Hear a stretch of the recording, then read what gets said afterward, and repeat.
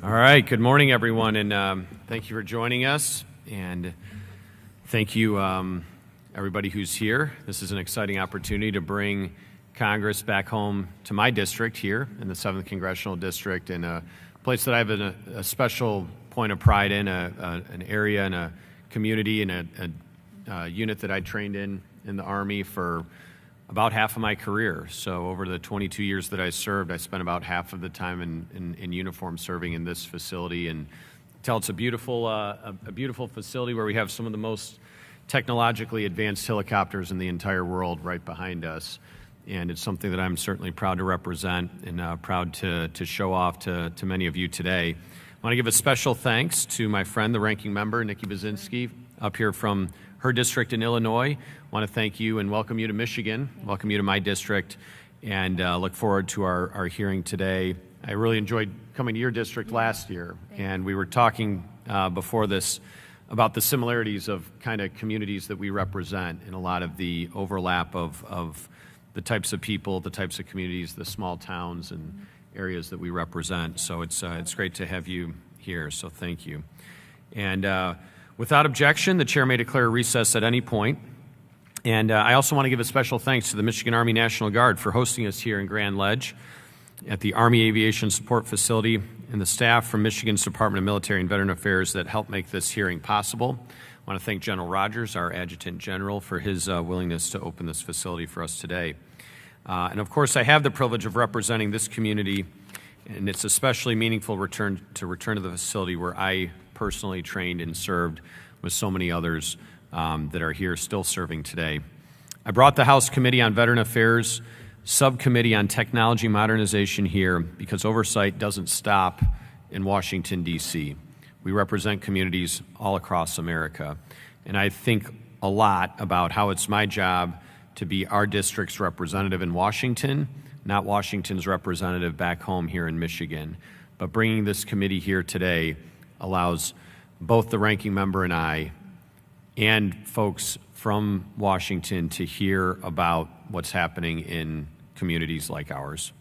It's important for Congress to hear from veterans, providers, and leaders in the community where they live, where they receive care, and where the rubber meets the road with VA systems that are felt every day by real patients.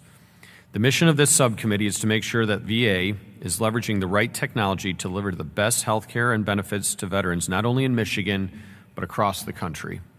This means finally transitioning the VA into the 21st century. The modern healthcare landscape demands agility. We can no longer remain anchored to the expensive, inefficient, hospital-centric care models of the past. But technology alone will not make new healthcare providers appear. VA must continue to strengthen its community care program to ensure the doctors and providers living in our communities can continue to meet veterans where they live and work. Every decision VA makes should focus on putting veterans first, not bureaucracy. As many of you know, veterans here in the Greater Lansing area are about an hour away from both the Battle Creek and Ann Arbor VA medical centers, and further than that, from Saginaw. So that means that in this community here in Grand Ledge, you would have to travel more than an hour to go to a large VA medical center. We have a community outpatient clinic in Lansing that does great work, but if you need to go to one of the hospitals, you are more than an hour away from any of them. And that's not unique to this community. If you live in northern Michigan, you're 2 or even more hours away from a VA hospital in many instances. For some veterans, this distance makes getting care a burden, especially for the long wait times that can come from a VA hospital in certain instances. This topic is personal to me. When veterans are referred to community care, the scheduling process should be simple, fast, and focused on their health care. But for too long, that has not been the case. What happens now is a scheduler ends up calling the veteran to book an appointment, gets some of their availability, a process that can stretch quite a long time, and then they call a whole bunch of providers in their catalog of community care partners that they work with, and that ends up delaying care for men and women who've earned it. And I've experienced this myself. I was referred for a very routine audiology appointment last year. I got called by a scheduler. They asked me what my availability was. I told them over the following few weeks, here's when I'm available, here's when I'm not. I didn't disclose to the scheduler that I was a member of Congress and would be traveling to Washington, D.C. 3 or 4 days a week, but I did tell her I wasn't going to be in Michigan. And then a couple of days went by, and I got a text alerting me to my scheduled appointment in the middle of the week when I was going to be in Washington, D.C. And I called back, and they told me that because they couldn't accommodate my scheduling request, they just booked me for the next available appointment. And I said, well, the next available appointment, I'm going to be 600 miles away. So that doesn't really help any of us, and then that takes more time out of their schedule for me to call and reschedule it, for them to go back out and look for the appointment, and to finally make something that is very routine finally happen. I'm pleased to see the VA finally taking steps to address these issues and update the technology and systems our veterans rely on. VA has been piloting the technology known as the External Provider Scheduling System, or EPS for short. This scheduling system eliminates a large portion of the time and labor-intensive aspects of community care scheduling by giving VA schedulers direct access to community providers' appointment availability. They can see in real time the audiology clinic down the street, what their availability is, and how they can sync a veteran's availability for an appointment that can be done very easily. Prior to this pilot, VA staff had to pick up the phone again and again, often calling the veteran and the provider multiple times to schedule a simple appointment, getting in between that relationship. The telephone is an invention of the 19th century. The EPS program is an invention of the 21st century, and it's exactly the type of modern tool that VA should be using to advance access to care in mid-Michigan and nationwide. When service members sign up and when our sons and daughters go to war, they make a commitment to this country with the expectation that we will uphold our promise to them through high-quality VA health care access when they return home. When they walk through the doors at a VA hospital or call to receive care in their community, that promise shouldn't fall through. The VA piloting of EPS is one of the many ways VA has begun to fix the problem and uphold that commitment. Through EPS, providers agree to share their scheduling grids with the VA and allow VA schedulers to search and sort appointments by distance, drive time, and availability in a matter of minutes. With available community care appointments on one screen, a VA scheduler can book the appointment directly with the provider with just one call to a veteran. This allows them to spend less time scheduling each appointment and means schedulers can be more efficient, and veterans, like the ones in this room, can get their appointments faster. EPS is now active nationwide in all VA medical centers, and I want to thank Secretary Collins for his work on delivering for our nation's veterans in this way. There are roughly 24,000 community care providers currently active in EPS, and that number will need to keep growing if the program is going to reach its full potential. While provider participation is critical, VA must also ensure that the technology is being utilized across the nation. Despite EPS's strong results, the prior administration repeatedly put roadblocks in front of the program, directly impacting veterans here in Michigan. In 2024, the Biden administration paused enrollment of community care providers, shut down active EPS sites, and halted nationwide expansion plans, all while citing budget shortfalls that never materialized. The damage went beyond veterans. VA also undermined trust with the community care providers we're trying to recruit to participate in this program, who now are going to think twice before partnering with the VA again. When I first heard about this, I knew we needed to take action to get the program back on track for good. That's why, along with my fellow Midwesterner and Ranking Member Bazinski, introduced the bipartisan H.R. 3482, the Veteran Community Care Scheduling Improvement Act. This legislation will codify and expand VA's EPS program by authorizing a nationwide electronic scheduling process that allows VA staff to efficiently schedule appointments for veterans right away. This legislation would ensure that no matter who is in the White House, veterans are still able to access the quick appointments they've earned. My common sense bill passed the House last month unanimously, and I'm excited to see it included in the Take Care of America's Veterans Act. This package includes more than 60 other bipartisan bills to modernize, enhance, and reform the delivery of health care and benefits for veterans, and I look forward to President Trump signing this bill into law. This great effort will ensure EPS is not just a pilot or a 4-year program only available in certain communities, but rather a permanent capability for the betterment of veterans. VA has a real opportunity to improve veterans' lives with this technology, and I'm proud to lead the charge on it. At today's hearing, I expect VA to outline the progress made thus far, how integrated scheduling will be fully optimized, and its plans to integrate with new electronic health records system that we just rolled out here in Michigan, and ensure that veterans receive appointments when they need them most. Before I turn it over to Ranking Member Bazinski, I want to remind everyone here today that this is a congressional oversight hearing, not an open forum. Only members of Congress and invited witnesses will be and are recognized to speak. If anyone has specific issues or concerns with the VA, I encourage you to reach out to my district office, and we would be happy to assist you with that directly. Thank you. And with that, I yield to Ranking Member Buzinski for her opening statement. Thank you very much, Chairman Barrett, and thank you again for welcoming me here to Grand Ledge and to your district, the 7th District of Michigan. I appreciated you coming to my district. Gosh, I think it's been a little over a year now, maybe, but very excited that to be here today, and couldn't agree with you more that being here reminds me of home, very similar districts and feels from the Midwest. I suspect that the issues also that face our veterans in both of our districts are very similar too. For me, the closest VA facilities are outside of my district, and many veterans drive long distances to the closest one to receive care. It's a real struggle, in particular for our rural veterans. It's for this reason that I believe that community care is an important part of VA health care, especially in rural America. However, getting a community care appointment from VA continues to be a major pain point. Veterans wait for a scheduler to call them. Then they wait while the scheduler calls around to different providers looking for an available slot. The whole process takes far too many phone calls and, quite frankly, far too much time. It delays veterans' care, and it needs to be fixed. The External Provider Scheduling Program, or EPS, is a promising new tool in that effort. The technology allows VA schedulers to book appointments directly into community care providers' scheduling grids, eliminating or at least reducing cumbersome phone-based processes. It's a great idea and a good tool. I absolutely support this effort, and in fact, as Chairman Barrett mentioned, he and I have wrote a bill to support and improve the EPS program. That being said, we must be clear-eyed about the reality of VA's efforts with EPS. While they may have successfully deployed the technology, the network of community care providers sharing their scheduling grids continues to be insufficient in the number and diversity of specialties to make it a meaningful tool. There are well over 1 million community providers, and VA has only signed up about 25,000. That's barely 2%. Additionally, we recently learned that of the providers that have signed up, they have a greater than 30% turnover rate, meaning they're losing providers almost as fast as they're signing them up.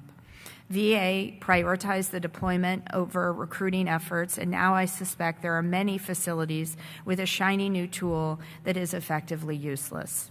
I wonder what it is costing the taxpayers to maintain a system that is under-resourced and underutilized. Without a critical mass of providers in different specialties, VA schedulers will only be able to use EPS for just some appointments, if they're lucky. For the rest of the appointments, the schedulers will continue to rely on multiple phone calls between the veteran and different providers to find an available appointment, book it, and then call to confirm. This is inefficient and leads to veterans waiting weeks just to schedule an appointment. In 2026, the technology exists. VA bought the technology. I want to understand why it's not being used to the full effect and how VA intends to get it on track. Additionally, VA recently began to pilot a capability in EPS that will allow schedulers to see VA's own appointments as well as community care appointments. This capability that was already available during the earlier EPS pilots, but then was shut down inexplicably. This integrated scheduling tool could ensure veterans have the opportunity to make informed decisions about when and where they receive care. We keep hearing that when we give the choice, veterans will choose VA. With integrated scheduling, we're giving them that opportunity. I want to hear more about this pilot, including how they will determine the requirements for the new tool, what measures of success they've established, and how they're defining success. Veterans deserve to have the ability to see VA's access alongside community care. I want them to have the capability, but we have to ensure that the tools are properly developed and also deployed. As I said in the beginning, community care is an important part of VA healthcare, especially for our rural veterans. But I feel like we need to acknowledge that rural healthcare is struggling. Almost 200 rural hospitals have closed in the last 20 years, and hundreds more are at risk right now. We must ensure access to quality healthcare for everyone, but especially for veterans that we committed to care for. As we look to make it easier for veterans to get care in the community, we need to also ensure the longevity of the VA.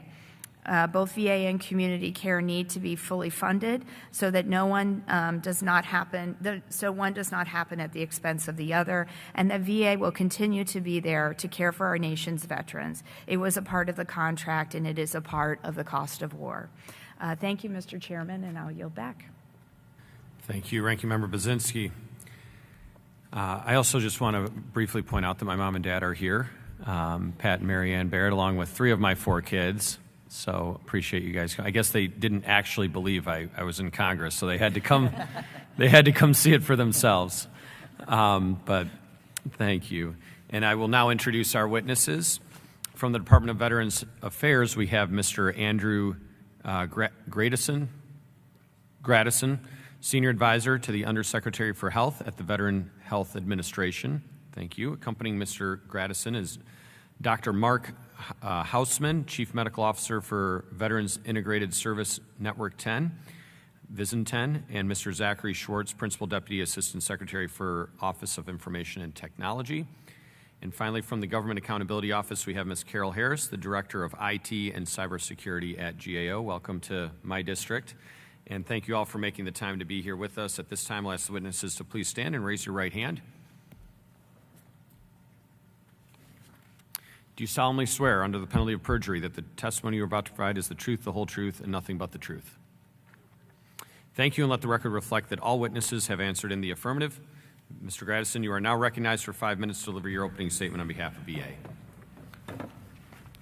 Chairman Barrett, Ranking Member Baczynski, thank you for the opportunity to testify on VA's efforts to modernize scheduling and improve community care access. Joining me today is Dr. Mark Hausman, Chief Medical Officer of VISN 10, and Mr. Zachary Schwartz, Principal Deputy Assistant Secretary in our Office of Information and Technology. We will update the subcommittee on the External Provider Scheduling, or EPS program, and our integrated scheduling pilots underway in Charleston, South Carolina, and Atlanta, Georgia.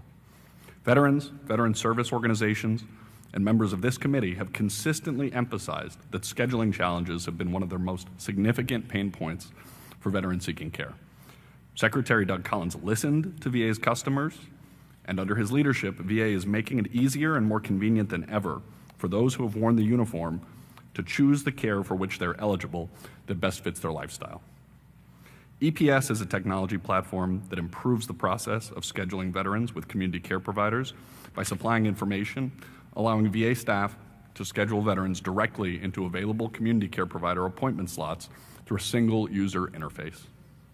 As you're aware, under the Biden administration, veterans faced unnecessary delays in accessing community care due to the decision to pause the implementation plan on EPS.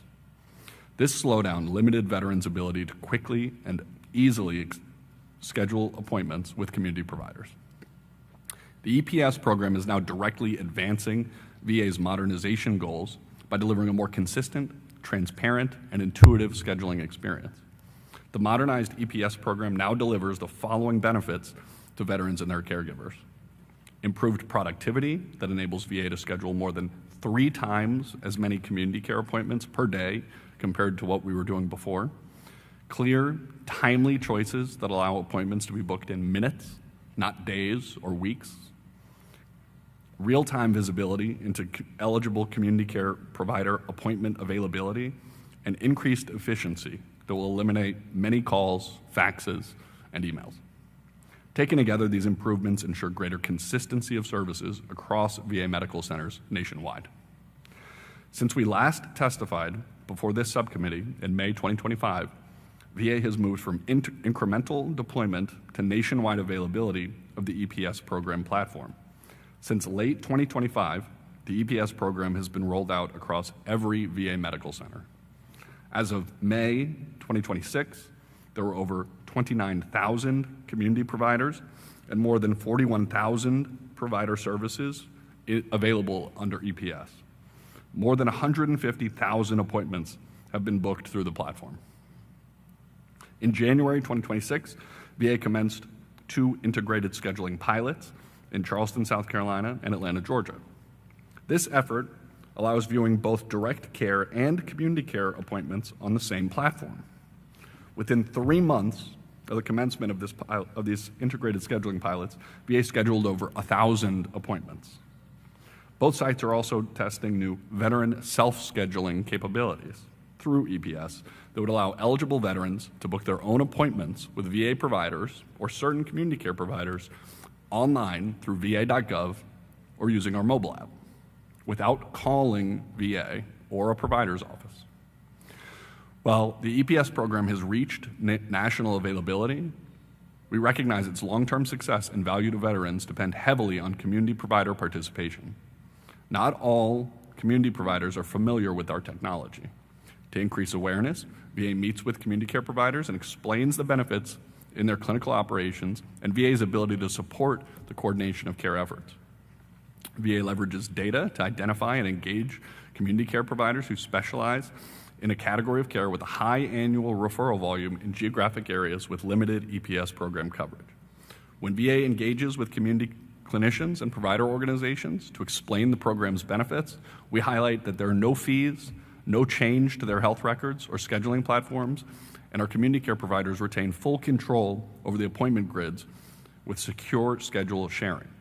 Nebraska's statewide Rural Transformation Initiative is a leading model, having expanded EPS program connectivity across dozens of rural hospitals and clinics.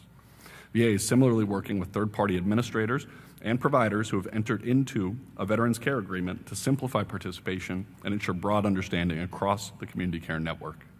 In conclusion, I'm pleased to inform this committee that under Secretary Collins' leadership, the EPS program is a nationally deployed scheduling capability that is reshaping how veterans access their care. VA is moving closer to our goal of having a single scheduling solution that allows veterans to book appointments that are best for them, whether at VA or in the community, through modern and convenient methods that meet their expectations. VA remains fully committed to ensuring that EPS supports timely, high-quality care and enhances veteran expectations across the entire scheduling journey. Thank you, and I look forward to your questions. Thank you, Mr. Gradison. The written statement of Mr. Gradison will be entered into the hearing record. Ms. Harris, you're now recognized for 5 minutes to deliver your opening statement on behalf of GAO. Chairman Barrett and Ranking Member Budzinski, I want to thank you for inviting us to testify today on VA's efforts to ensure that veterans have timely access to health care through its scheduling systems. As requested, I'll briefly summarize our prior work on VA's scheduling environment and the related challenges for VA providers, schedulers, and veterans. In FY 2023, VHA provided roughly 71 million appointments to veterans. VHA also provided roughly 47 million appointments with non-VHA providers through the Veterans Community Care Program during that same time period. In doing so, the department uses a patchwork of systems that have been developed in ways that make scheduling with both VHA and non-VHA providers difficult for veterans and staff. Additionally, VA has experienced IT challenges related to the outdated, inefficient nature of systems and its efforts to modernize its health information system. VA has dozens of systems and tools that support scheduling appointments, managing referrals, and monitoring wait times. VISTA facilities primarily use VISTA scheduling, but it may also access at least 9 additional systems in the process of scheduling appointments with VA providers. VA operates another 5 systems used by staff for managing referrals and another 8 systems to engage with veterans about medical appointments. So that brings a tally to 22 systems. Oracle Health facilities have another set of scheduling systems, 14 in total. And they use some of the same systems that VISTA facilities use as well to schedule those appointments and manage referrals. So adding to that tally, that's a total of 36 systems right there. Additionally, VA employs tools for monitoring scheduling timeliness, providing estimates of wait times on its public website, and determining a veteran's eligibility based on wait time for community care. Given this environment, schedulers and veterans are experiencing challenges when making appointments. Facility staff must open multiple applications to schedule a single appointment, and as you said, then they got to get on the phone and make those phone calls. They must also run reports in different systems to identify veterans' self-scheduled and self-canceled appointments and appointment requests. Navigating this complexity makes schedulers inefficient or require workarounds that may vary across sites. And VA has told us they are working to standardize veteran appointment scheduling at Vista and Oracle Health sites, but they have not yet determined how the modernized and updated products used for scheduling will interface and be pulled and combined with the data into a comprehensive report. So consequently, the result is a labor and resource-intensive process for VA staff that has continued to evolve over time. Our work has shown that less than 40% of facilities scheduled more than half of their community care appointments within VHA's 7-day standard. Further, fewer than 10% of facilities scheduled more than 75% of appointments within the standard. In 2020, we recommended that leadership assess community care staffing and resource needs and develop a plan to address any identified risks to their ability to schedule timely appointments. VA concurred, but the department has yet to fully implement it 6 years later. Veterans have also experienced challenges requesting an appointment online, getting confirmation once an appointment is scheduled, and receiving duplicative appointment reminders. VA is working toward having one enterprise-wide solution to address these issues, among other things. VA's OIT and VHA have also been collaborating to address its scheduling system challenges. They initiated a project to modernize these systems at Vista facilities, which includes several concurrent efforts. For example, one is intended to allow provider-based scheduling, which is the ability to see a provider's schedule across multiple modalities. So that's like in-person and telehealth in a single application. VA is also deploying EPS for VA schedulers to schedule veteran appointments directly online with community care providers, and deployments have been in progress since 2024. In May of last year, we reported that while OIT and VHA had employed some key planning practices for the overall modernization effort, there were still gaps, such as accounting for the full scope of IT work in the project schedule and fully developing a requirements management plan. To this end, we made 2 recommendations to address these gaps, and moving forward, it will be critical for VA to fully and effectively implement the open recommendations we have related to scheduling, which is 6 in total. And doing so will enable VA to provide more quality, timely care for our veterans. And that concludes my statement. I look forward to your questions. Thank you, Ms. Harris. The written statement of Ms. Harris will be entered into the record, and thank you to all of our witnesses. We're going to proceed with questioning, and I now recognize myself for 5 minutes for questions. Ms. Harris, I know you mentioned 36, I think you said, different systems that all touch on scheduling, whether that's internal to VA or outside in the community. That's correct. You also mentioned the breakdown of the total number of appointments for veterans. I think that ratio is roughly 40% is done out in the community currently. Is that yes, that's relatively correct. accurate? Yes. I know we've seen a rise in that since the allowances for veterans to be able to do that more easily. Many of them take advantage of that, and I think that speaks to their interest in going, in all likelihood, closer to home for a lot of the more routine appointments that they may have, or something that may not be a veteran-specific type of condition that would necessitate their specialized care at the VA, for example. With the new introduction of the intentionally more rapid deployment of EHRM, will that cut down on this 36 systems, or are we just going to multiply that by layering more systems on top of old ones in the meantime? I mean, I think I can't fully answer that question because VA has yet to provide a comprehensive view of what that final scheduling process should be. And again, I think it's like a Lewis Carroll saying, like, if you don't know where you're going, any road will take you there. And so VA has not yet defined what that final destination looks like. So again, you have a lack of a fully defined business process for what that standardized scheduling workflow looks like, and then what are the underpinning IT solutions that are supposed to support that. EPS could be one of those systems, but it's not the silver bullet. And the sites that we've talked to have said, there's promise there, But again, you need to have more community care participation to make Right. it more effective. And we haven't seen how that is going to be integrated with the Oracle Health revenue cycle scheduling suite of applications there, those 14 that I mentioned. So until we see that comprehensive strategic plan of what that final to-be state looks like, Yeah. it's not possible for me to answer your question. Yeah, I don't want to speak on behalf of the ranking member, but I think we share an interest in the end goal of having veterans be able to pick up the phone or go online, communicate through the VA, and then be given the full portfolio of options available to them, whether that's inside the VA or outside of the VA. Could say you can get a VA provider here that's further from home, next week, or maybe if you want a community care provider, it'll be in 10 days or 2 weeks, but it'll be closer to home for you and might fit your schedule more adequately or something like that. That's the end state that we're trying to get to. And I know that we have simultaneously EPS coming in while we're doing healthcare modernization. I think the focus of VA has been, in some ways, necessitated by the urgency of the electronic health record rollout to put a lot of emphasis around that. But we've got to be able to walk and chew gum at the same time. And certainly having 36 systems does not make that very, very ideal. Mr. Gradison, or from VA, any of those with you on your side, can you speak to what we're doing to bring about more participation by community care partners? Because one of the biggest challenges I see is we can build the best system possible, but if we don't have participation, it's not going to benefit anyone. It's not going to benefit the providers. It's not going to benefit the veterans.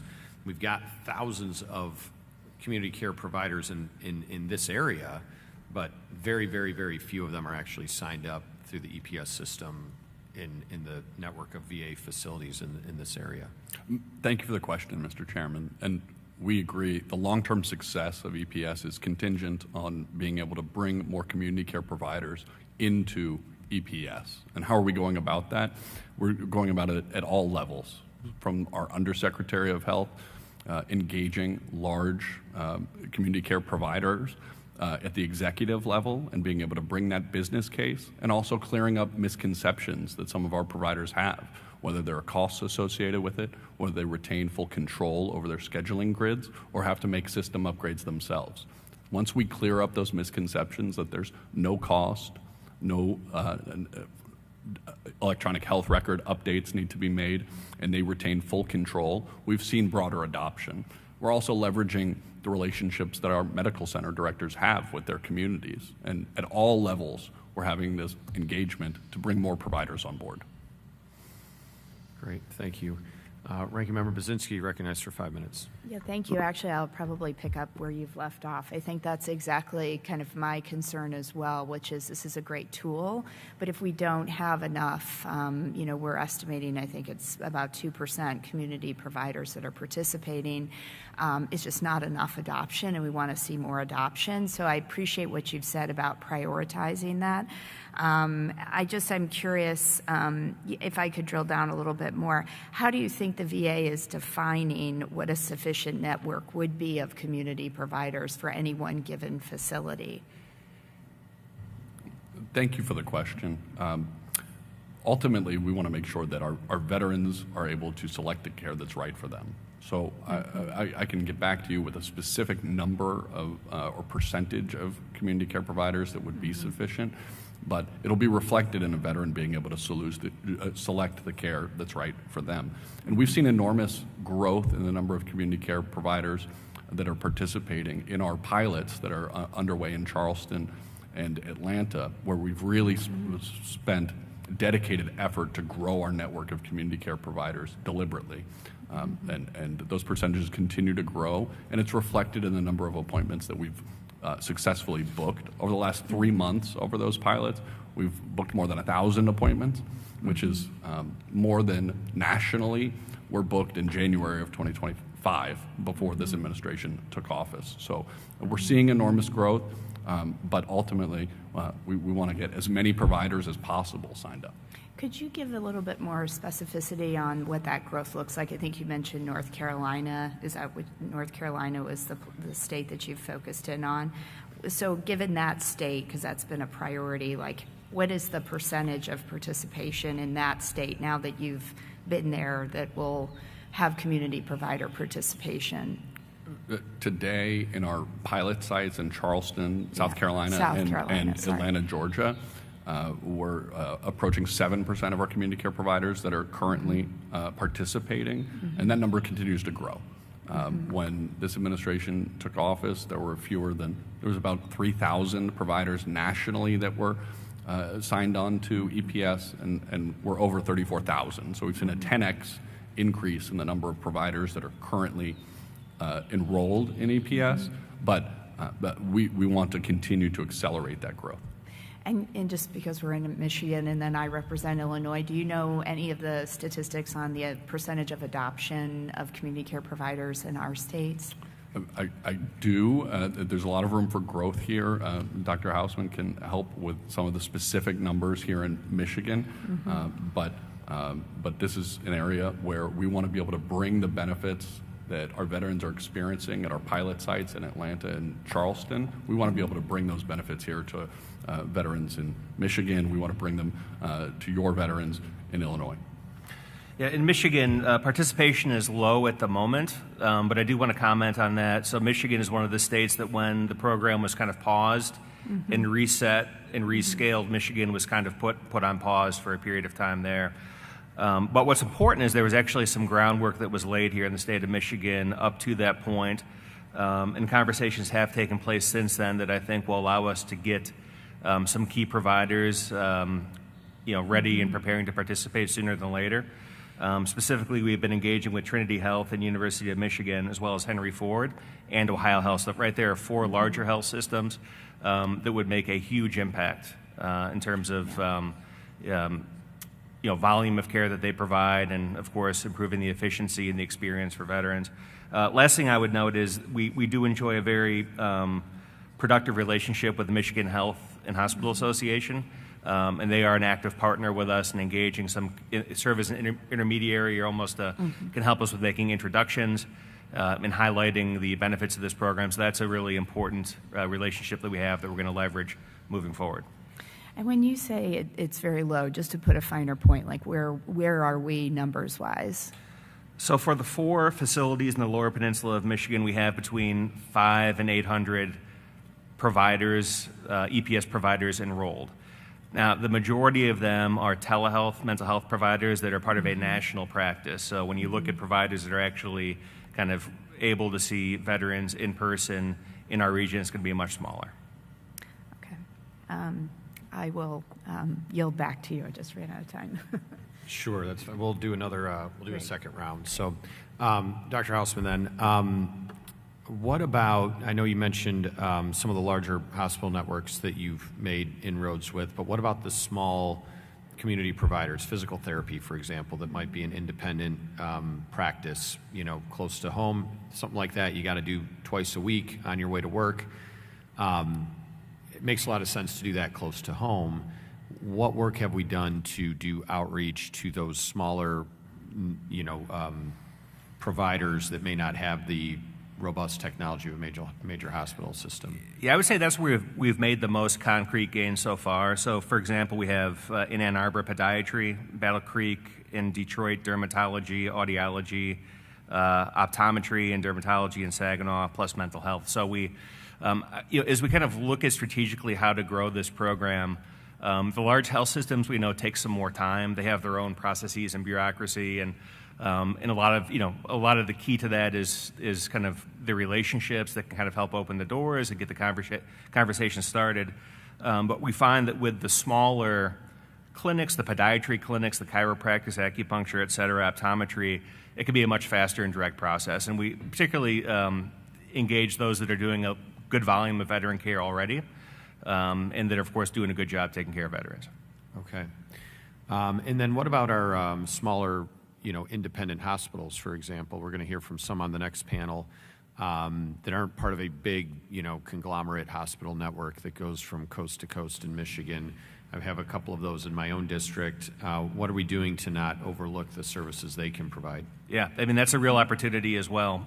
So as we approach this challenge of enrolling providers, we do take a look at data. So we typically, we look at providers, number one, that are doing a good amount of veteran care and that we know do a good job of taking care of veterans.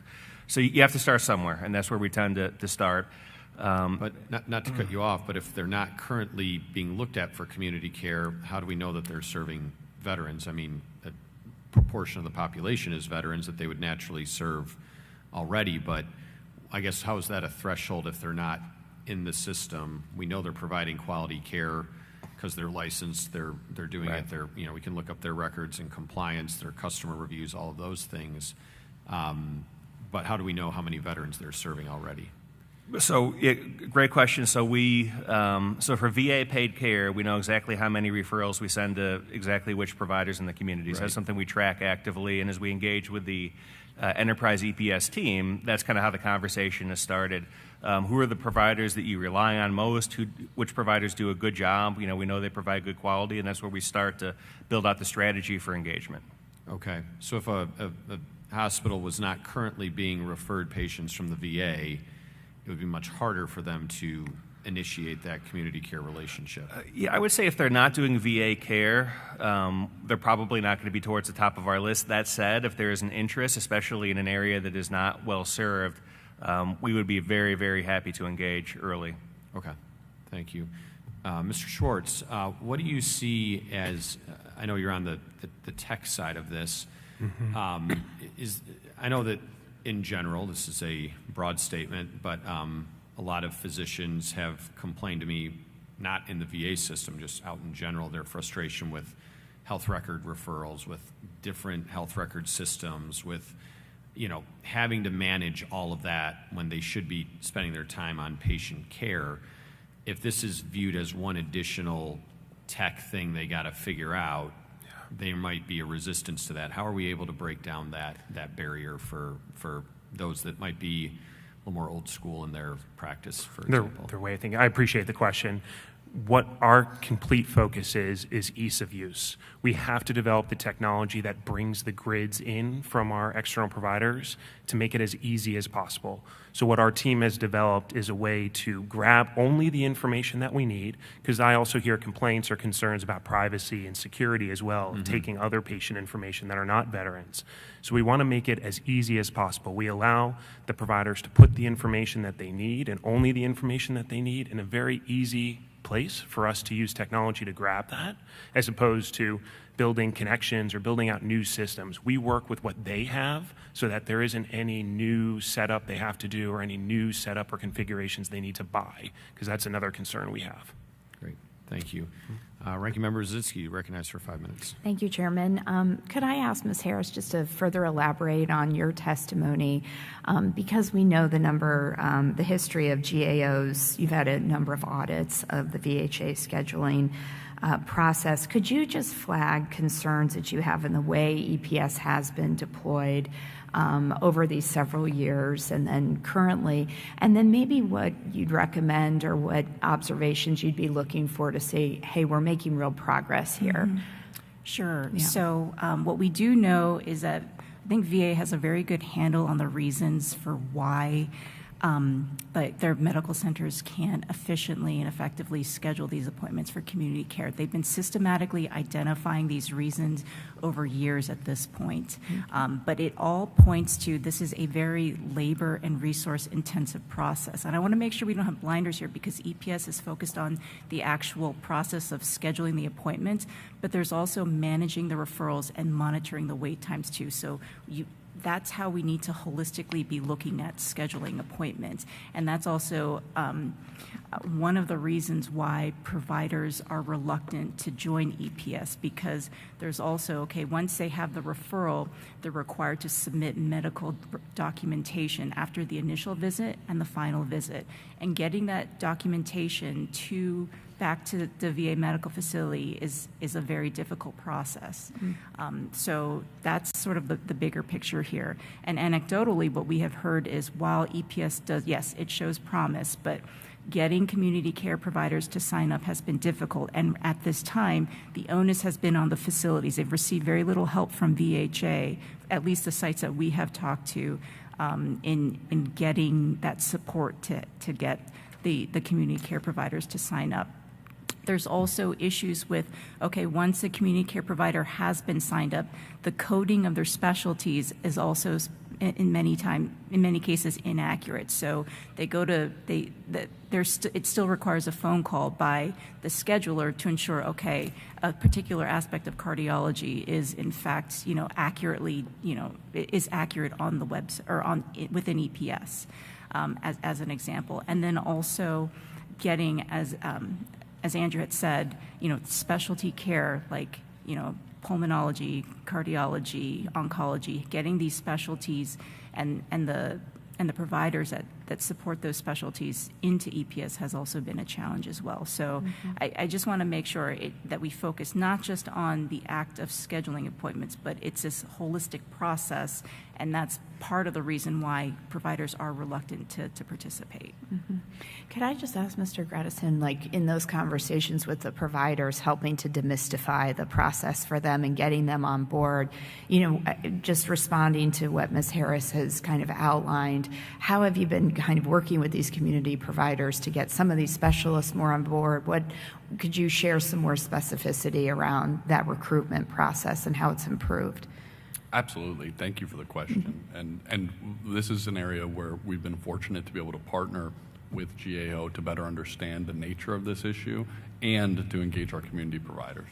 So part of this, and I'm pleased to report, we now have 75 total active specialties that we're able to offer through EPS, but we want to continue to grow that footprint. Because ultimately our measure of success will be our veterans being able to access the exact service that they need in the way that's most convenient to them. When it comes to making sure that we're able to offer our suite of services, it's no different than engaging anyone else and being able to dispel any misconceptions here. We want to make EPS as robust as possible, a unified platform where a veteran can compare direct care appointments and community care appointments. And we think that ultimately they'll continue to select our care more often than not because we'll put up our wait times against anyone in the community. Okay. I was just going to ask you one question, though, just to interrupt a little bit on the community care piece and to drill down on the scheduling. When you're recruiting them, once a community provider is in the system, do they, when we're talking about scheduling, have that opportunity to approve or accept the appointment, or do they retroactively get to do that? Well, I would engage my partner from Office of Information and Technology when it comes to approval or disapproval. But right. When a community care provider makes an appointment available, it's our expectation that we'll be able to fill that slot. So they can't reject it? Just to confirm, you're asking the rejection by VA saying... By community care, the community care provider, can they reject the appointment? No, once it's made available, it's accepted. They can always cancel an appointment if a doctor is sick or something, but no, we expect that the veteran can book that appointment then. Okay. We're going to try and do a third round, but we might go expedited. It's 2 minutes Sure. for the Yes, third round. yes. Okay, why don't we do that just to accommodate for the next panel. Appreciate the conversation, though. I wanted to get a sense, Ms. Harris, if you have any thoughts on this. There's been allegations that there's been a resistance within VA to embrace community care as a option for veterans by maybe slowing down the implementation or things of that sort. Do you feel that there is a resistance within VA to make community care scheduling as easy as possible, or is there a reluctance within the VA to maybe skew more veterans toward the internal VA care? Yeah, well, we made a recommendation to VA and to VHA to take a look at the 7-day calendar standard for scheduling an appointment for community care. which they did take a look at. They looked at the standard and they ultimately decided to keep the 7-day standard. And like I said earlier, less than 40% of facilities are able to meet that standard for at least half of those appointments. And so, again, I think these facilities are overwhelmed because the process is very labor and resource intensive. I mean, through the course of our work, we haven't seen any evidence that this is done on purpose, but because it is such a labor and resource intensive thing, these facilities are very overwhelmed. And if VA isn't going to adjust the standard, then they need to find a way to help these facilities to meet it. Yeah, and with 36 now layered systems on there, it begins to question, okay, at what point are we having too many systems interface with one another, causing too much error tendency either between systems on the IT side or whether through the human error of inputting into those systems, just cross-filling and everything else. So thank you. Appreciate it.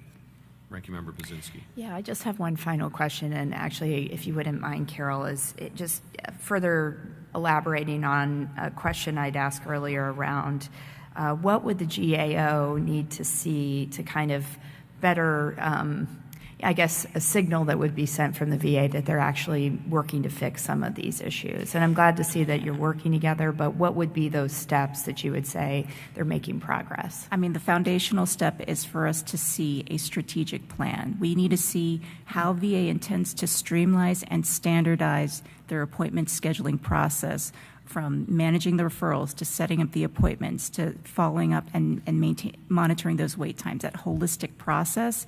And then we need to see the IT architecture that's going to support that end state. So we need to see, okay, if it's EPS, as one of the major tools that they intend to use, okay, how that and any other new applications coming online, how that is going to support that end state. And then also of the existing 36 plus systems that we have, what are they going to do to turn them off, or if they're going to keep them on, how that's going to be integrated with all of the other applications that they have. So we need to see a holistic strategic plan from them, because otherwise all of these initiatives, EPS included, if we don't have that end state, then the current things they're doing are well-intentioned, but they are aimless. Can I just ask Mr. Gredison, is that something the VA would be open to doing, is putting together kind of a master plan? I will say, getting the opportunity to serve on this committee, we know there are very large implementation plans, EHRM, EPF, these are all critically important, but it does seem like one bigger vision, a bigger master strategy might be helpful to bringing these systems in. Well, I appreciate the opportunity to address this because we're aware of a number of the open recommendations from GAO's May 2025 report, and look forward to delivering a comprehensive timeline and plan to the GAO. We expect to be able to deliver that so that we can close that recommendation later this summer. Great. Thank you. Yield back. Thank you. Thank you so much for our first panel. Appreciate you all coming to Grand Ledge, Michigan, to the 7th Congressional District of Michigan to provide testimony today. We appreciate your partnership in that, so thank you for being here. And you're now excused, and we will wait for just a moment as the second panel comes to the witness table. So if you're on the second panel, if you can come up, they will put your name tag out for you as well. We're going to do a quick shift change.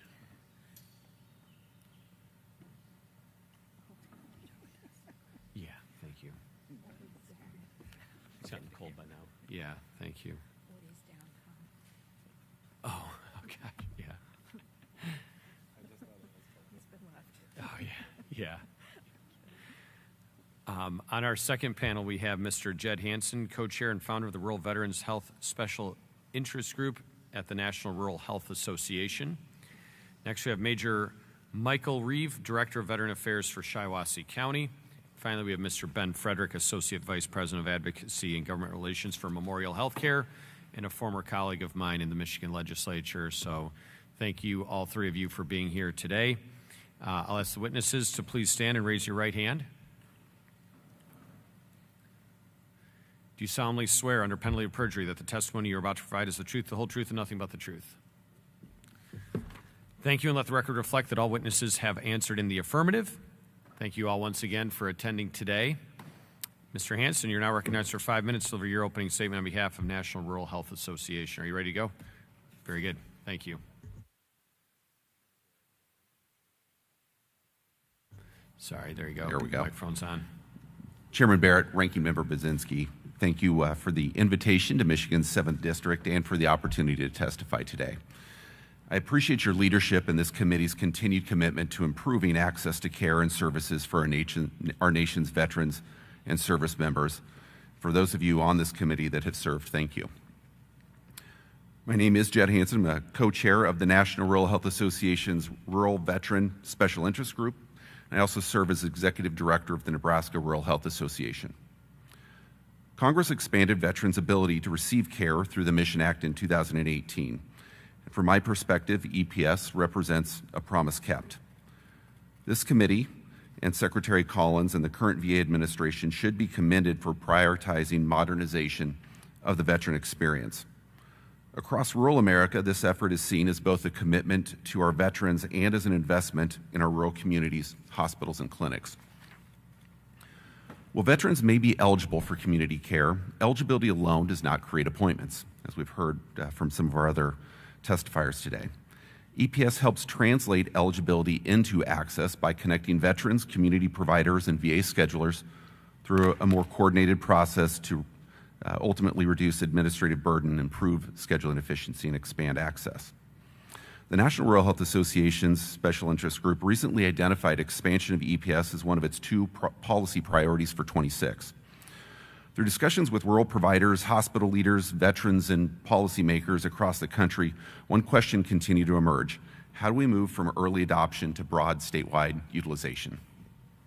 In my home state, we're attempting to answer that question.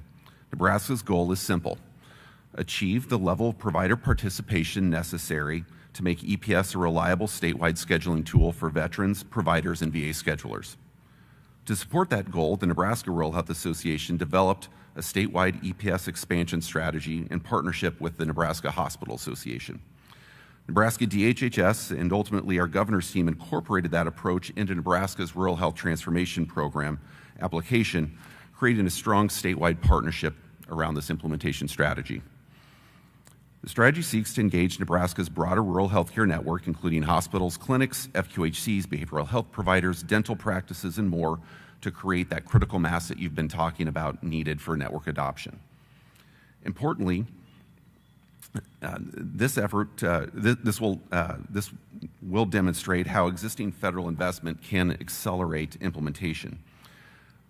The Veteran EPS project represents the very best of what RHTP funding can be. Funding that supports technology, that improves access to essential services for veterans, and supports rural workforce. The VA's effort to expand scheduling of compensation and pension examinations through EPS also represents an equally important opportunity. Efforts that are particularly important for transitioning service members who may be unaware of available resources and as they transition into civilian life. Just as EPS can improve access to healthcare services, it can also help connect veterans to disability evaluations needed to establish service-connected conditions and access their earned benefits. Supporting provider training, onboarding, and outreach is going to be essential. Expanding local capacity alone is not sufficient if veterans remain unaware that these services or examinations are available within their own communities. Nebraska plans to support regional veteran benefits and resources events that connect veterans, their families, and caregivers and local healthcare professionals to services, disability benefits resources, and to the community support programs that they need. This first-of-a-kind statewide program is designed to raise awareness for all those supporting veterans in rural areas. Taken together, Nebraska's plan reflects a broader lesson. Improving access requires more than technology alone. It requires technology, provider capacity, and outreach working together to ensure veterans can successfully access both healthcare services and benefits. Our experience with EPS and other statewide healthcare modernization initiatives suggests that technology adoption is most successful when innovative tools are paired with trusted implementation partners. Trusted state and regional organizations such as the Center for Rural Health Care here in Michigan or ICANN in Illinois are great examples of who those partners could be in your own states. Based on our national discussions and Nebraska's implementation plan, I respectfully offer these 3 recommendations to the committee. First, continue supporting statewide implementation strategies that achieve broad participation among community providers. Second, pair technology deployment with provider onboarding, training, and technical assistance and outreach to ensure successful adoption and utilization of EPS. And third, continue advancing interoperability and care coordination between the VA and community care providers. Scheduling is a vital first step, but future success will increasingly depend on stronger integration of referrals, clinical records, benefits processes, and care coordination workflows. EPS is undoubtedly a transforming eligible technology to access care for veterans, but the ultimate measure of success will be whether veterans actually are able to utilize these services. Chairman Barrett, Ranking Member Budzinski, thank you again for the opportunity to testify and for your commitment to our nation's veterans and service members. I look forward to your answering your questions. Thank you. And Mr. Hanson, your written statement will be entered into the hearing record. Major Reeve, you're now recognized for 5 minutes to deliver your opening statement on behalf of Shiawassee County. Thank you for being here. Chairman, Ranking Member, and distinguished members of the committee, thank you for the opportunity to provide testimony regarding the challenges veterans in Shiawassee County, Michigan face when accessing VA health care. I serve as the Director of Veterans Affairs for Shiawassee County, and I'm also a veteran with 27 years of active duty service. Through both my professional role and professional or personal experiences, I have gained firsthand insight into the barriers veterans encounter when seeking care through the Department of Veterans Affairs. As a rural Michigan county, Shiawassee has a veteran population of approximately 5,000 individuals. Many of the veterans we serve are older adults, as our demographics suggest the average age is 75 years old. Many of these individuals have disabilities and limited transportation options. As of 2018, we have transported 4,729 veterans to VA appointments at VA facilities or to referred health care providers. Assessing care often requires travel to these VA facilities, mostly in Saginaw and Ann Arbor, which are urban, making reliable appointment scheduling communication especially important. Of note, it takes our drivers 1 hour, 22 minutes to travel 74.5 miles to Ann Arbor, or 52 minutes traveling 41.46 miles to Saginaw. We have also transported veterans to Battle Creek, which is 1 hour, 37 minutes at 102 miles, and also Detroit, which is 1 hour, 33 minutes and 87 miles. Veterans frequently experience long wait times for appointments and specialized services. In some cases, they are told the next available appointment is more than a month away, leading some to seek care through the emergency department for more immediate attention. We've also encountered situations in which appointments at the Saginaw or Ann Arbor VA Medical Center are canceled or rescheduled without timely notification. This can create unnecessary travel and strain limited transportation resources. I've experienced this personally as having driven to Ann Arbor for a medical appointment, only to arrive and learn upon arrival that it had been canceled without prior notice. Excuse me. Additionally, we have observed situations in which veterans establish successful relationships with their local community care provider, only to have their care redirected back to the VA facility when that service or specialty becomes available through the VA system. These transitions often disrupt continuity of care and create frustration for the veterans, who then must adjust to either new providers or treatment plans. From both my professional and personal perspective, improving communication, reducing appointment delays, and supporting continuity of care would significantly enhance veterans' access to the healthcare services. The challenges we see in Shiawassee County reflect broader trends affecting veterans throughout Michigan and across the nation.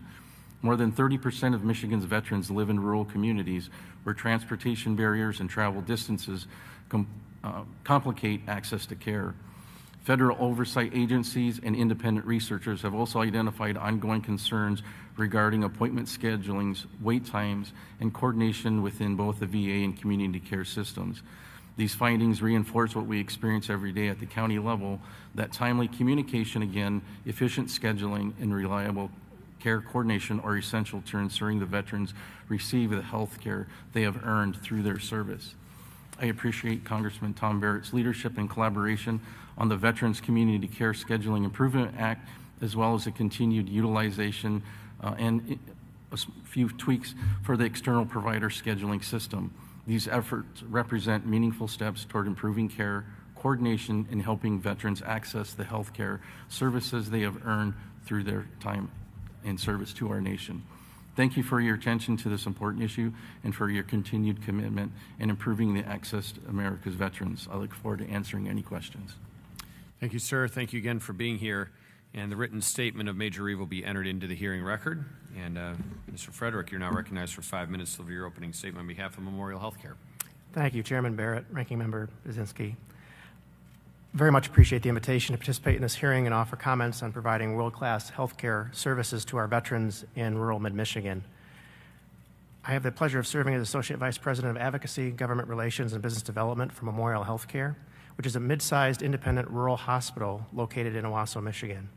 We serve patients at our main hospital in Owasso and more than 40 outpatient sites across 6 counties, a very wide swath of service delivery, ranking from the standard inpatient to numerous specialty offerings, including neurology, orthopedics, rheumatology, pulmonology, oncology, freestanding cancer center, GI, home health.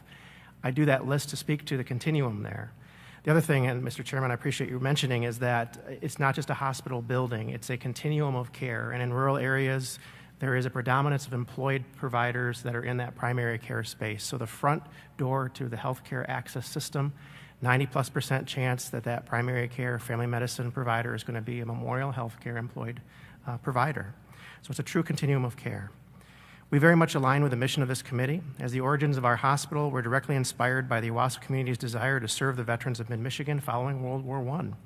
Our original 1921 edifice still stands as an ongoing memorial honoring those veterans and the many who have followed. In fact, our legal name remains the Memorial Hospital, and our campus is home to Owasso's War Memorial honoring those who perished in World War I. Our system CEO sends his best regards to this committee and regrets being unable to address you personally. He himself is a veteran of the United States Marine Corps, and many members of our leadership team and 800 members strong workforce are proud veterans of the United States military. The culture of Memorial has long included recognition of our team members who served and a commitment to providing health care to the veterans who live within the communities that we serve. One of our most solemn traditions at Memorial is a code honor, staff recognition, which marks the passing of any inpatient or long-term care resident who served, who is at our facility. We flag a patient's veteran status during our intake process to ensure a ready connection as we can with available services. And we also strive to ensure veterans are aware of their benefits and are enrolled as a participating provider in a community care program and through partnership with our county VA. Thank you, Chairman Barrett, as well, for your efforts to ensure that the VA proactively notifies veterans of their options to receive community care through other work that you've done. Previously, veterans had to know and proactively urge the utilization of those local services. This simple change in how a conversation is even initiated at the VA will drive convenience and cost savings, timely care, and better outcomes to the VA system. But it's also a bit of a warning as to how much work needs to be done in addressing that basic communication or culture so that the veteran is not constantly placed in that self-advocate position of knowing what to ask when and so on. But thank you for that effort. In 2025, we served over 400 individual veterans in our inpatient setting and over 400 in outpatient care. Hundreds more veterans were served with primary insurance that was outside of VA insurance. We are not satisfied with those totals, and I'm sure if you talk to other rural hospitals, they'll have similar responses. However, they represent a small portion of the estimated veteran population who call Shiawassee and rural mid-Michigan home, as noted by Major Reeve. But it does speak to the fact that we have, I think, a additional utilization capacity that, but for the option, we would absolutely embrace. As a community hospital in a rural region, our patients already face significant challenges that limit access to essential healthcare services, the transportation, average age. Our veterans carry the additional burden of wounds, both seen and unseen, which can affect their willingness to seek care and their ability to stay connected to care when facing frustrations or barriers. Independent hospitals offer a true partnership that is community-focused. Our competitive advantage is personalized patient care and that direct connection we establish with each individual in addressing specific needs. The overarching concern I would wish to bring to this committee on behalf of our team is simply the degree of self-advocacy we see from veterans who are trying to remain with us as their medical home. There's a big travel distance for us, as mentioned by the chairman, but the burden often does fall on the veteran themselves to initiate follow-up and navigate that system that does not communicate across its own components. So the aspirations of these efforts are quite exciting to us. We're doing as much listening and learning today as anything, but it's not something that we've presently looped in on. And we want to make sure that any type of implementation is in accord with our own personalized standard of care and that patient experience as well. And we thank this committee very much for the attention and the time. Thank you. Thank you, Mr. Frederick, and thank you to all of our panelists.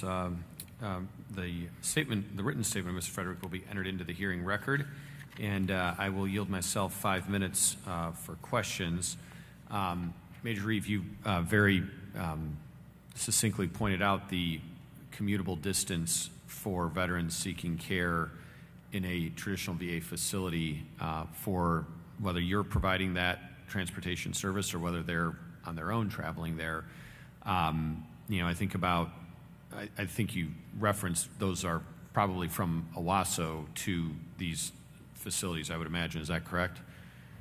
That is correct. Yeah, so if you live in Perry or Langsburg, you're even further away from, say, Saginaw or Detroit or any of these other facilities that may be, a further drive for you in that instance, making it definitely well over an hour for a whole number of veterans, depending on where they are geographically, even within the county or in other parts of my district, in Clinton County, for example, and other areas as well.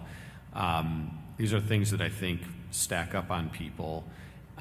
But then you also pointed out that there is an issue of that continuity of referral. If you start seeing a provider for maybe a chronic condition that you have and you get referred out to community care, and then 6 months goes by and that referral lapses, and then they can get you into a VA facility within the limits of what the community care program allows for the VA to retain, and it switches that provider. And I think for a lot of patients, having that continuity is very important. Having that same provider that you can build a relationship with is very important. And I think for veterans, maybe it's even more important depending on the types of challenges they're facing, particularly when you look at mental health, for example, that you need to build a relationship with a provider over such a sustained period of time. Have you observed that in the veterans you've spoken to and the ones that you serve through your work? Thank you for the question. I have.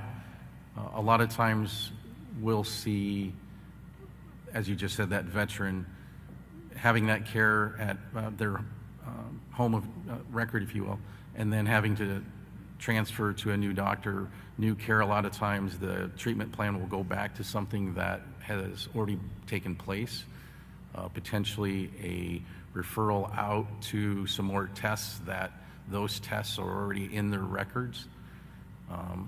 There are other times that specifically in my line of work, so I'm going to kind of narrow it down a little bit even further, but as a veteran service officer, we also process claims, and a lot of those claims, as you're fully aware, go towards CMP exams.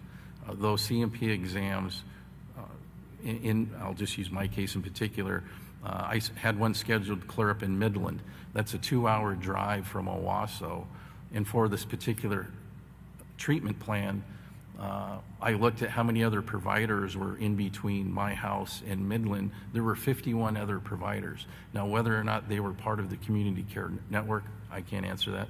But the propensity to use those providers was there. Sure, and if it's not a hyper-specialized type of treatment that's only done by a few providers, it begs the question of why they're not using the full complement of availability that's out there. I mean, certainly they're licensed through the state or otherwise to prove their adequacy of doing that kind of treatment. So it really does beg the question of why they're not being utilized by the VA for that. Mr. Frederick, wanted to ask you through Memorial, what options do you see, or what partnership availability do you see with the VA, and where are the shortcomings coming from your side of the perspective to open up the pathways for more veterans if they choose to seek services closer to home through the types of services that you provide through Memorial? I think there's a few areas that have been mentioned by my team. I think we've heard a little bit about the connectivity issue and just the communication issue with other insurance coverage. We're able to be more of an advocate alongside the patient, just to keep them connected with their care. But so often we see in between visits, they're charged with that next connection point, and we're kind of waiting to see what the determination is going to be. To your point about the relationship, are they going to be able to maintain that specialist relationship? Oftentimes we have concurrent ticking clocks on number of visits and duration of authorization, which compounds. I've seen that, yeah. Which compounds the issue. That's actually the chief reason where we slip into denial situations is actually just we miss a deadline like that. But there's a lot of pressure on that veteran. The other is things that would be rather routine, like diagnostic transfer from the VA visit back to that community care primary relationship. Or are we stuck with a redundant testing situation? Or is that veteran now the courier for that information? So in the technology side, secure electronic file transfer type of a model comes to mind pretty readily there. Is there a way for us to have some of that bilateral conversation? I think some of this is in very good faith, but it is still kind of a one-way communication, and if we could really have that bilateral communication in a number of veins, our care team is eager to serve more and also show what we can do. You've been to our facility and know our capabilities. If it's the veteran's choice, we certainly want to serve our own. Very good. Thank you. Ranking Member Budzinski for 5 minutes. Thank you, Chairman. I want to really applaud what's happening in Nebraska and the work that you're doing, Dr. Hansen. I'd like to spend a little bit of time on that and learn from your work. In your testimony, you indicate that the Nebraska Rural Health Association developed a statewide EPS expansion strategy. So I was wondering if you could spend some time talking about what was included in that strategy, how it went, lessons learned. We'd love for you to talk about that. Yeah. I absolutely love that question, so thank you for asking it. Sure. So through RHTP, we developed a plan where we could provide funding to each of our rural hospitals, their associated clinics, our FQHC centers in rural Nebraska, and then roughly 100 independent clinics and offices, so thinking dental offices, therapy, et cetera. We're providing approximately $75,000 per hospital and then $20,000 per independent clinic site to help accelerate that adoption. With those dollars, those facilities can use that to offset any type of technical expertise that they're needing to be able to make that connection with EPS. One of the early challenges that we found with some of our larger tertiary centers was just the data mapping or the schedule mapping and those decision trees that were needed with scheduling. We also are encouraging or will be encouraging local providers to sign up to get training so that they can provide C&P exams, understanding that that is a future strategy of the VA. And then we know that there's a backlog of that as well, so to encourage that. And then the final piece I briefly been able to mention was the idea of these regional benefits exams. I've had the fortune of attending a NASVIDA, which is the National Association of State Directors of Veterans Affairs, a few of their events. And a couple of years ago, I was walking the vendor hall, and I was amazed at how many different benefits and different services are available for our veterans. I was also equally amazed at how little information is out there and how few know about all those services. So we're really looking to, in Nebraska, to connect our hospital teams, our community health professional teams, and then in these regional events, making sure that our veterans know about the access that they have, the benefits they have, their caregivers, and then our community teams, so that we're really taking that comprehensive look at it. The other thing that really can't be dismissed here is that making sure that our local VAs are synced up. Those schedulers have historically taken on a lot of work, and it has. I was amazed at hearing how many different systems are actually involved on the VA side. So we've been working very closely with the VA Center for Nebraska, Western Iowa, and that leadership team to work on communication strategies. It's netted even very recently just what that relationship looks like. We had a veteran presented to a critical access hospital. They ended up being moved over into a swing bed care plan, and the local facility was receiving denials. Because of those deeper relationships that we've developed in Nebraska so that we can serve as that liaison, we were able to connect in the VA team so that they could work on that strategy so that it didn't have to rely on the veteran to be his, in this case, his own advocate for service coverage there. So, That's really impressive. Can I just drill down a little bit more? Can you tell me how many providers ended up then in Nebraska actively sharing their grids with the VA through EPS? Yeah. So currently we have a handful of our critical access hospitals, and then we do have both major our tertiary centers or our medical centers in the state sharing. Those efforts to date have been focused more on targeted specialty. Understanding that cardiology was a significant challenge in our state. We've also been rapidly expanding mental health and physical therapy in our state as well. Through RHTP, there are certainly some challenges with the rollout and the procurement processes with that. But the plan is to effectively connect the entire rural healthcare grid in the state over the next couple of years. And I'm just curious, have you gotten any pushback from providers then that have been utilizing EPS since they've gone live? Yeah, the biggest challenge or the biggest pushback and challenges, one was that scheduling mapping that was needed and looking at some of those decision trees, especially for some of the specialty services. And then the other one is just related to that critical mass that's ultimately needed. When our VA schedulers aren't used to being able to go out to a system and netting a positive appointment, they're less likely to continue that adoption. And so we're understanding that we need that. Any type of technology network needs critical mass, and this is one of them. And we were fortunate enough to be able to work to develop a plan and then one that our state ultimately adopted. Great, thank you. I will yield back. Thank you. We are going to do a second round of questions, but we'll go to 2 minutes for the second round, if that's okay. Very good. Mr. Frederick, just picking up where we left off when time expired, you mentioned a couple of things that I think are important. One is the testing redundancy or diagnostic redundancy that is done when moving health care back and forth between VA and then outside of the VA.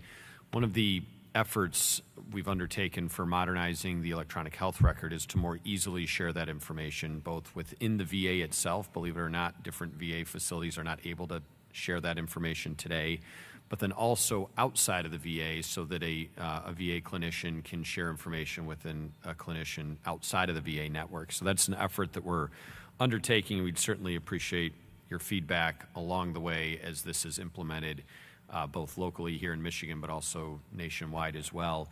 But the other thing you pointed out is when VA refers out for community care, often there is both a timeline that stands for as well as a number of visits that are allotted. So you could hit your limit on one or the other before, you might go for 3 visits for a referral before the 90 days that referral stands for example. And then you're forced to kind of renew that referral or ask for additional, which can be, bureaucratic and troublesome and can kind of affect the patient care outcome. Can you talk about how that is different generally than a traditional health care model or health insurance reimbursement or another way that a patient may be referred for care? Yeah, the biggest difference is this combination of visits to time limitation. Typically, when you're going through that authorization and you've determined that it's a covered benefit, you're able to proceed. Or you have a care plan that speaks to a certain number of engagements in a physical therapy setting over a period of time, and that's just a known schedule. So it is a bit disruptive for our team that does the running the traps on this to try to manage both of those timelines. And again, whether they've taken it on themselves or not, mentally there's that recognition from the veteran themselves where they have to manage that too. The other challenge that we're seeing, and I know Major Reeve actually may be able to speak to this as well, is that the frequency visits trends, they're worsening. So the amount of recurrent visits that are allowed for certain purposes have declined in some of these areas. So we're seeing some challenges with just being able to get a person through rehab or effectively in a place where we're hopefully minimizing readmission, frankly. Sure. Thank you. Major Reeve, I can give you a moment, and then I got to yield to the ranking member. Thank you. From what Ben was saying, in particular, we have got a veteran that was receiving some care, and the number of visits, I believe, was 26 for this particular service. The VA came back and said, no, we're cutting that down to 12. And then if you take into account the travel time on top of that, it's no longer feasible for this individual then to take time off of work in order to go to that. In addition, there's another veteran who is on dialysis 3 times a week, has to travel down to Ann Arbor, has to have somebody with him, so now there's 2 people essentially taken out of the fight, if you will. Instead of going to memorial care just down the road 10 minutes to receive that care back at home that afternoon, instead of making it a whole day. As we all might be aware, dialysis is one of those things that just take a lot out of both the individual and the family. Thank you. Appreciate it. Thank you both. Ranking Member Baczynski. Yeah, thank you. And maybe I could just pick up with Major Reeve and just say, again, thank you for being here, but thank you for your continued service. What you're saying is something that I hear from veterans in my rural district pretty consistently. How do we get the VA to do better at communicating? Travel times, we need to shorten wait periods. And so I think the VA needs to do better. But I'm curious if you have any recommendations on ways that we can make those improvements in those areas. Thank you for the question. Coming from a rural county in Michigan, one of the big things I would say is the availability of a veteran's record to a third party, if you will. I'll just use Memorial Healthcare as the example. Not only would, if that individual selects through the community care network to receive their treatment closer to home, when that individual files a claim and needs to go to a CMP exam, we can then utilize those same services for that. Another big thing and issue in a lot of the different organizations, and I hope I am speaking okay for them, are nexus letters. It's one of the key requirements that the VA requires when filing a claim in order to make that service connection. And without that, you're going to get denied most days of the week. A lot of times VA doctors are, I don't want to say unwilling, but they're hesitant in doing so. I don't know if it's because well, I'll just leave it at that. I'm not quite sure why. And then that leaves the veteran themselves to find an independent provider to then write that nexus letter when, if that Memorial Healthcare was within that community care network, it would be a one and done service, not only for the continuity of care, treatment, but then the further service in developing that claim. Thank you. I'll yield back. Thank you. And thank you to all of you on the second panel. Thank you for being here today. We deeply appreciate your testimony. So thank you. We are now going to move on to closing statements. Ranking Member Baczynski. Sure. I'll just be very brief and say thank you to all the panelists, both the first panel and the second panel, for being here. Thank you for your hospitality in Michigan's 7th District. It's an honor to serve on this committee. There's so much work that we have ahead of us on all of these different implementation programs, whether it's EPS, EHRM. These are big undertakings that the VA needs to be continuing to take on, and I want to see them be successful. So I appreciate the opportunity to continue to do this work with you, Chairman. So thank you. Thank you, and thank you, Ranking Member Baczynski, for coming to my district today. I really appreciate that. And I also want to thank our friends at the Michigan Army National Guard for allowing us to use this facility. Steve, please thank the TAG on my behalf. I think he did say we can take the Lakota out for a quick trip afterward. Is that true? Okay, it's already out there? Great. Yeah, well, I won't put a scratch on it, I promise. But please give him our appreciation as well, and to everybody here at the support facility, thank you for accommodating us today, and thank you to our witnesses for being here and sharing your real-world experience of what's going on, both within the VA, from the GAO, and from our local partners and from our rural leaders in this way to tell us how we can make this work. Because ultimately, we share the goal of making this the best we can for the veterans that we serve. And this facility that you're in today really serves as an example, I think, of the men and women that we are trying to assist with this. You know, this is deeply rooted in this community. We've seen people leave here on a deployment.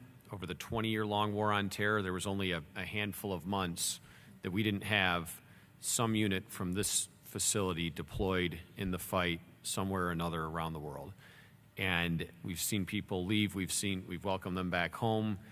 You have soldiers that serve here, and then maybe they leave after a number of years that their enlistment lasts for. Or maybe somebody, you know, one of my friends who I caught up with today is approaching his 38th year in service in the military. So it runs the full spectrum. And communities like this support all the different types of men and women who serve, but often we are a little bit further removed from your larger active duty facilities that might have a more robust VA component accompanying them. So when people come back to a unit like this, they're dispersed across this community, generally where they're commuting in from, which makes them further away from certain VA facilities, which I think then really brings about an urgency around how we are going to accommodate the community care network to best serve them in the area that we need to. So we have a lot of work ahead of us. To the ranking member's point, we owe it to our men and women to do that work. I'm committed to that, and really appreciate everybody being here today. And the work that we're doing here is going to be brought back to Washington, D.C. to implement the best that we can.